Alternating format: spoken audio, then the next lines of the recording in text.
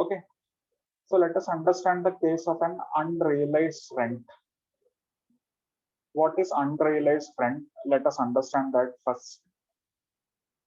Suppose you have given the house property on rent. Okay, so sometimes what may happen that the tenant will not pay the rent. Okay, tenant may not pay the rent properly. So such situation will become an unrealized rent. Okay, so the owner has given the property on rent, but he has not received the rent properly from the tenant. So such portion which is not received by the owner from the tenant will become unrealized rent. Clear? So you have given the property on rent, but the tenant has not paid the rent properly. In such situation, it will become a case of an unrealized rent. Clear? So read this illustration.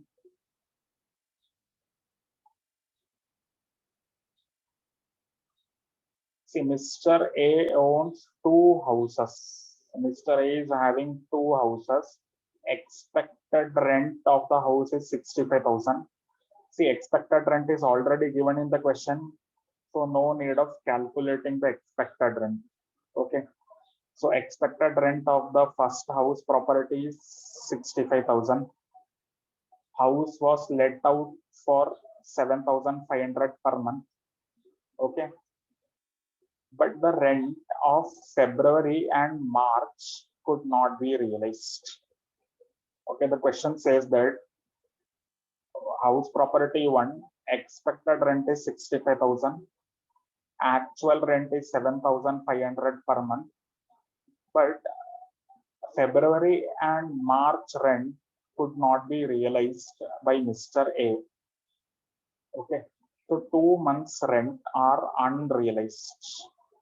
Okay, now in the second case, expected rent of the second house property is 1,50,000. Actual rent is 12,000 per month, but last 3 months could not be realized. So in second case, 3 months rent is unrealized. Okay. So you are required to compute the gross annual value of both the houses. How we will calculate? See, in this case, expected rent is already given.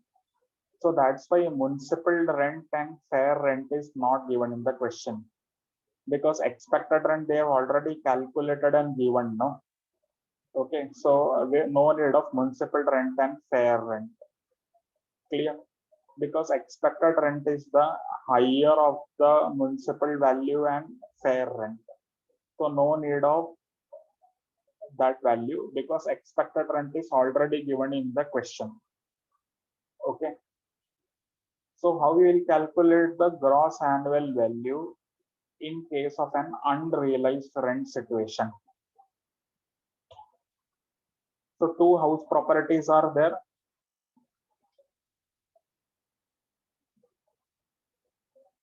So format we will take same only. In this question, standard rent is not there, or in fact expected rent is calculated and given. No? So no need of making a working note because expected rent they have already calculated and given. Okay. So just we will have the main solution only.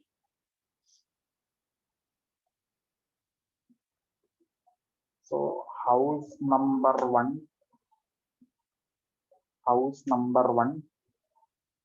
and house number two.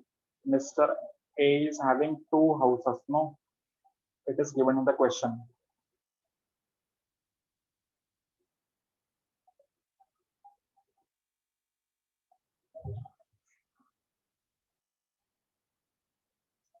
Okay, so expected rent from first house property is how much? 65,000. And from second house property it is how much? 1,50,000 given in the question. See, expected rent of first house property is rupees 65,000, and for second house property is 1,55,000. Clear?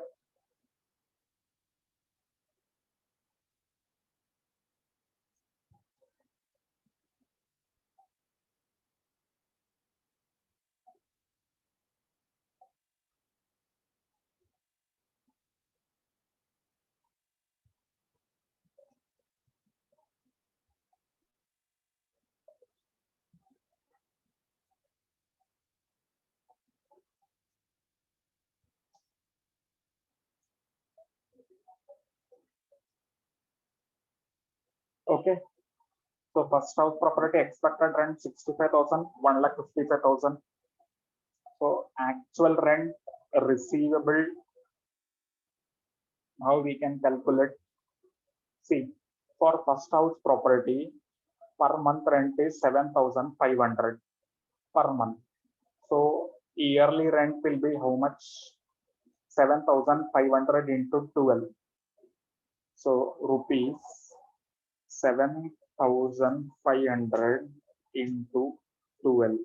How much it will be? 15,000? No, 7,500 into 12. 90,000 rupees, 90,000.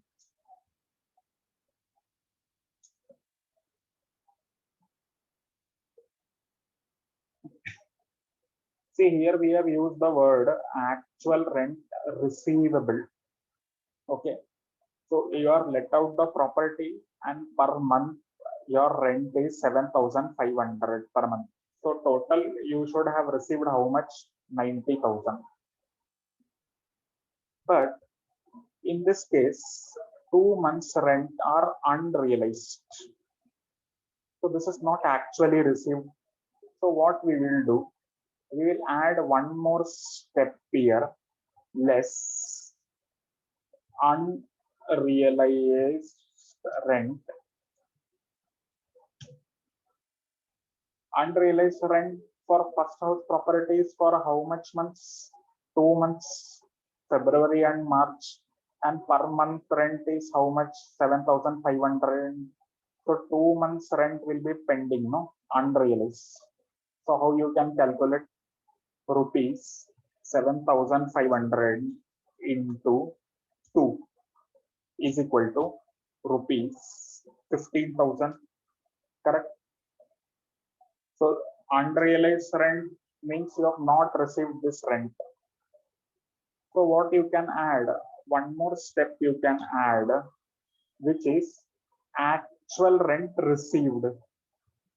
Actual rent received. See, 90,000 you should have received, but 15,000 you could not receive. So actual rent received will be how much? 90,000 minus 15,000. So rupees 75,000. Clear?